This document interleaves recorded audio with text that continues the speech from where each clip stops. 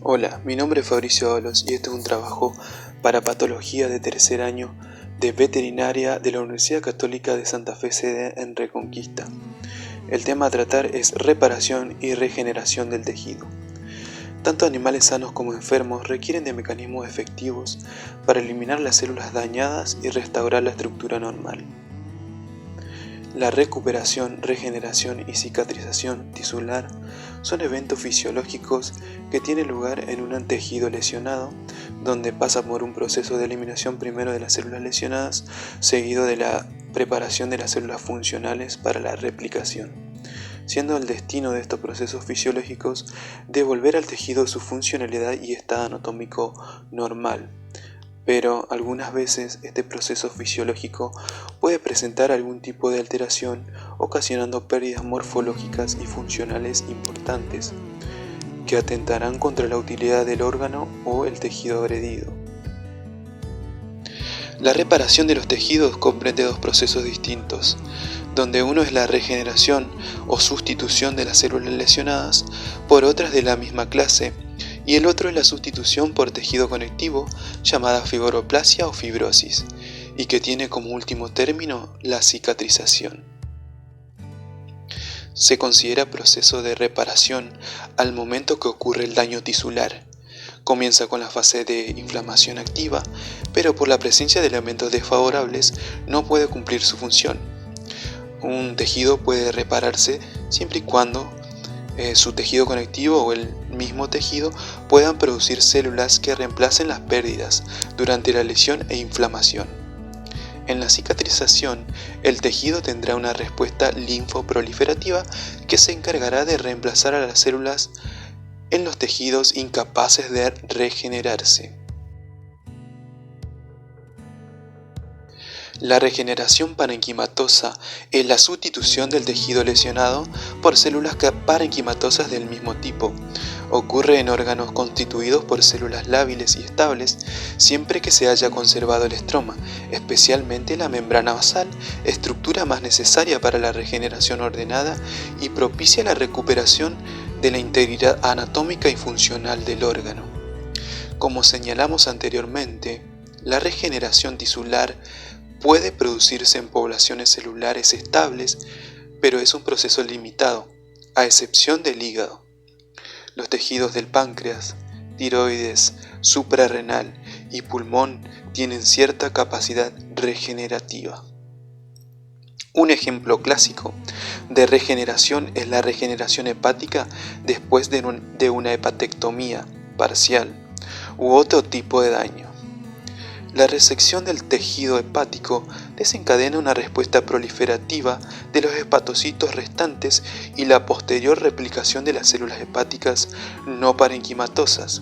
Esta replicación comienza por citocinas e interleucinas que preparan las células para la replicación al estimular la transición de G0 a G1 en el ciclo celular. La progresión por todo el ciclo depende de la actividad de los factores de crecimiento. Se produce esta regeneración solo si el tejido residual se halla estructural y funcionalmente intacto. Por el contrario, si está dañado por infección e inflamación, este tejido estructural, la regeneración es incompleta y se acompaña de cicatrización. Así que de manera general es importante precisar que aunque las células lábiles y estables pueden proliferar, esto no significa que las lesiones de estos tejidos experimenten siempre una reconstrucción completa en su estructura normal, pues para que sea posible esta reparación ordenada es necesario que conserve el armazón subyacente o estroma de sostén de las células parenquimatosas. La fibroplasia o fibrosis sucede cuando ocurre destrucción de tejido acompañada de lesiones de las células parenquimatosas como del armazón o estroma. Se observa en la inflamación necrosante y es característico de las inflamaciones crónicas. La reposición no es suficiente mediante la regeneración de células parenquimatosas, ni siquiera en aquellos órganos que gozan con la capacidad de regeneración. Es decir, que la severidad de la lesión juega un rol importantísimo. La única opción que queda es reparar ese daño tisular sustituyendo las células parenquimatosas no regeneradas por elementos del tejido conjuntivo. Con el tiempo se va a producir fibrosis o cicatrización. Hay 4 etapas importantes en este tipo de reparación, y ellas son la formación de nuevos vasos sanguíneos, angiogénesis, migración y proliferación de los fibroblastos, depósito de matriz extracelular, desarrollo y organización del tejido fibroso, llamada también remodelación. En la fibrosis propiamente dicha intervienen 2 procesos. 1. Emigración y proliferación de los fibroblastos en el sitio de la lesión. La migración de los fibroblastos hacia el sitio de la lesión y su ulterior proliferación son desencadenadas por numerosos factores de crecimiento. Estos factores de crecimiento proceden de las plaquetas, de células inflamatorias y del endotelio activado. 2. Depósito de matriz extracelular por esas células. El colágeno fibrillar forma la mayor parte del tejido conjuntivo en los sitios donde hay reparación para que la herida durante la curación adquiera resistencia. En último término, el armazón del tejido de granulación se convierte en una cicatriz formada por fibroblastos fusiformes, colágeno denso, fragmento de tejido elástico y otros componentes de la matriz extracelular.